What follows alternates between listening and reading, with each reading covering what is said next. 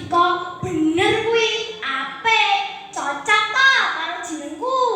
Nah, senajan bijiku 20, Mama tetep nyelok jenengku, tapi karo mendelek mikir. Ngomong ke sinau, aku dadi kelingan kelas. Aku paling sebel pelajaran basa Jawa. Mergane aku lain nglampok. Bu guru nek nerangke aksara Jawa, ning pikiranku untuk cacing joget-joget ning sirahku. Akila, ojo domblong, mikir. Bu guru ngageti aku. Janjane nek ora domblong, luwih kerep lek guyon karo kanca-kancaku. Ben aku ora ketara bocah paling pinter sa SD. Ciye.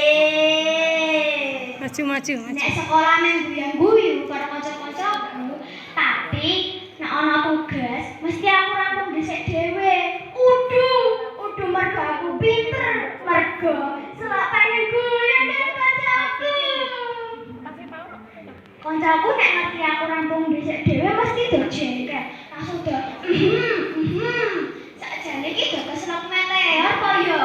Oh iya kanca-kanca, seminggu pisan ning SD ku ana pelajaran TIK. Kabeh kancaku wis arep-arep bisa buka laptop lan aja ngetik. Tapi guruku, "Jo anak-anak, saiki nggambar keyboard pelajarane TIK lho. Seminggu pisan wong dikon gambar keyboard, minggu ngarep gambar